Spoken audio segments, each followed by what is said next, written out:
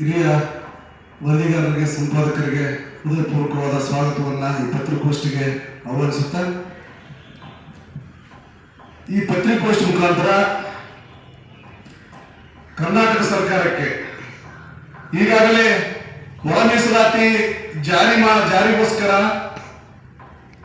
ಮಾದಿಗ ಸಮುದಾಯದ ನೇತೃತ್ವದಲ್ಲಿ ಹಿರಿಯರು, ಯುವಕರು ಬಹಳಷ್ಟು ಜನ ಈ ಹೋರಾಟದಲ್ಲಿ ತಮ್ಮ ಜೀವವನ್ನು ಪಣಕ್ಕಿಟ್ಟು ತಮ್ಮ ಬೆವರನ್ನು ಸುರಿಸತಕ್ಕಂಥದ್ದು ಈ ರಾಜ್ಯಕ್ಕೆ ಗೊತ್ತಿರತಕ್ಕಂಥ ವಿಚಾರ. ಈ ಒಂದು ಒಳ ಮೀಸಲಾತಿಯನ್ನ ಸರ್ಕಾರಗಳು, ಎಲ್ಲ ಸರ್ಕಾರಗಳು, ಕಾಂಗ್ರೆಸ್, ಬಿಜೆಪಿ, ಜೆಡಿಎಸ್ ಎಲ್ಲ ಪಕ್ಷಗಳು ಈ ಒಳ ಮೀಸಲಾತಿಯನ್ನ ಜಾರಿ ಮಾಡುವ ನಿಟ್ಟಿನಲ್ಲಿ ವಿಳಂಬ ನೀತಿ ಅನುಸರಿಸುವ ಸಂದರ್ಭದಲ್ಲಿ ಗೌರವಾನ್ವಿತ ಸುಪ್ರೀಂ ಕೋರ್ಟ್ ಆದೇಶ ಕೊಟ್ಟಾಗ ಆ ನಮ್ಮ ಹೋರಾಟಕ್ಕೆ ದೊಡ್ಡ ಶಕ್ತಿ ಬಂದು ಸರ್ಕಾರದ ಒತ್ತಡ ಭಾಗವಾಗಿ ಹಲವಾರು ಹೋರಾಟಗಳನ್ನ ನಿರಂತರವಾಗಿ ಅಣ್ಣ BR ಭಾಸ್ಕರ್ ಪ್ರಸಾದ್ ಅವರ ನೇತೃತ್ವದಲ್ಲಿ, ಅರುಣ್ ಕುಮಾರ್ ಅವರ ನೇತೃತ್ವದಲ್ಲಿ ನಮ್ಮ ಚಳವಳಿಯನ್ನ 6 ತಿಂಗಳ ಕಾಲ ನಿರಂತರವಾಗಿ ಒಳ ಮೀಸಲಾತಿ ಜಾರಿಗೋಸ್ಕರ ನಾವು ಇವತ್ತು ಮಾಡ್ತಾ ಇದ್ದೇವೆ.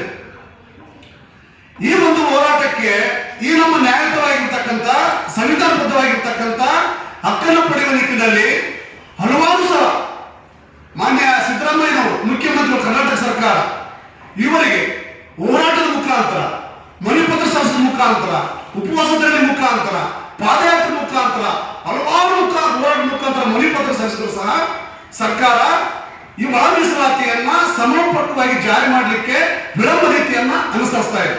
ಸುಪ್ರೀಂ ಕೋರ್ಟ್ ಆದೇಶವನ್ನು ಧಿಕ್ಕರಿಸಬೇಕು, ಗೌರವಾನ್ವಿತ ನಾಲ್ಕು ವರದಿಯನ್ನು ಧಿಕ್ಕರಿಸಬೇಕು, ಸಚಿವ ಸಂಪುಟ ಸಭೆಯನ್ನು ಧಿಕ್ಕರಿಸಬೇಕಂತಕ್ಕಂಥ ನಮ್ಮ ಹೇಳಿಕೆಯನ್ನ ನಾವೇ ಹೇಳ್ತಕ್ಕಂಥದ್ದನ್ನ ಸುಳ್ಳು ದೂರನ್ನು ನೀಡಿ ಸಮಾಜವನ್ನ ದಿಕ್ ತಪ್ಪಿಸ್ತಕ್ಕಂಥದ್ದನ್ನ ಕೈ ಬಿಡಬೇಕಂತಕ್ಕಂಥ ಮಾಧ್ಯಮರಿಗೆ ಹೇಳ್ತಾ ಇದೀವಿ. ನಿಮಗೆ ನಮ್ಮ ಮನವಿಯಲ್ಲಿ ಏನಿದೆ, ನಮ್ಮ 30 ವರ್ಷದ ಬೇಡಿಕೆ ಅನ್ನತಕ್ಕಂಥದ್ದು ಅರ್ಥ ಮಾಡಿಕೊಳ್ತಕ್ಕಂಥ ಶಕ್ತಿ ನಿಮ್ಮಲ್ಲಿ ಇಲ್ಲ ಏನು ಅನ್ನೋದಾದ್ರೆ, ಒಳ ಮೀಸಲಾತಿಯ ನೋವಿನ ಕೂಗನ್ನ ಕೇಳ್ತಕ್ಕಂಥ ತಾಳ್ಮೆ ನಿಮ್ಮಲ್ಲಿ ಇಲ್ಲ ಅನ್ನೋದಾದ್ರೆ ಗೌರವತೆ ಕೇಳ್ತಾ ಇದ್ದೀವಿ. ನೀವು ಉಪಮುಖ್ಯಮಂತ್ರಿ ಸ್ಥಾನವನ್ನು ಗಿಟ್ಟಿಸ್ಕೊಳ್ಳಿ, ಸರ್ಕಾರದ ಬೇರೆ ಹುದ್ದೆ ತೆಗೆದುಕೊಳ್ಳಿ. ದಯವಿಟ್ಟು ಸಮಾಜ ಕಲ್ಯಾಣ ಇಲಾಖೆಯಿಂದ ನೀವು ರಾಜೀನಾಮೆ ಕೊಟ್ಟು ಕೆಳಗಿಳಿಯಿರಿ. ನಾವು ನಿಮ್ಮನ್ನ ಪ್ರಶ್ನೆ ಮಾಡತಕ್ಕಂಥದ್ದು ಯಾವುದೇ ಸಮುದಾಯದ ವ್ಯಕ್ತಿ ಅಂತಕ್ಕಂಥದ್ದಲ್ಲ, ಯಾವುದೇ ವ್ಯಕ್ತಿ ಸೀಮಿತಕ್ಕಂಥ ವ್ಯಕ್ತಿ ಅಲ್ಲ. ನೀವು ಗೌರವ ಇರ್ತಕ್ಕಂಥ ಸಮಾಜ ಕಲ್ಯಾಣ ಸಚಿವರು. ಮಾದಿಗ ಸಂಘದ ರಾಜ್ಯ ಕಾರ್ಯದರ್ಶನಾಗಿದ್ದೇನೆ. ಇವತ್ತಿನ ಪ್ರೆಸ್ ಮೀಟ್ ಉದ್ದೇಶ ಏನು ಅಂತಂದ್ರೆ, ಒಳ ಮೀಸಲಾತಿಯನ್ನ ಜಾರಿ ಮಾಡುವುದರ ಕುರಿತಾಗಿ 2024ನೇ ಇಸ್ವಿ ಆಗಸ್ಟ್ 1ನೇ ತಾರೀಕು ಈ ದೇಶದ ಸರ್ವೋಚ್ಚ ನ್ಯಾಯಾಲಯ ನೀಡಿರುವಂತಹ ತೀರ್ಪು, ಆ ತೀರ್ಪನ್ನ ಅನುಸರಿಸಿ ಆಡಳಿತ ಸರ್ಕಾರ ಒಳ ಮೀಸಲಾತಿಯನ್ನ ಯಥಾವತ್ತಾಗಿ ಜಾರಿ ಮಾಡಬೇಕು ಅನ್ನೋದು ಸುಮಾರು 3 ತಿಂಗಳ ಕಾಲ ಸತತವಾಗಿರುವಂತಹ ಹೋರಾಟವನ್ನು ಹಮ್ಮಿಕೊಂಡು ಬಂದು ರಾಜ್ಯ ಸರ್ಕಾರಕ್ಕೆ ನಾವು ಈ ಮನವಿಯನ್ನು ಸಲ್ಲಿಸಿದ್ದೀವಿ.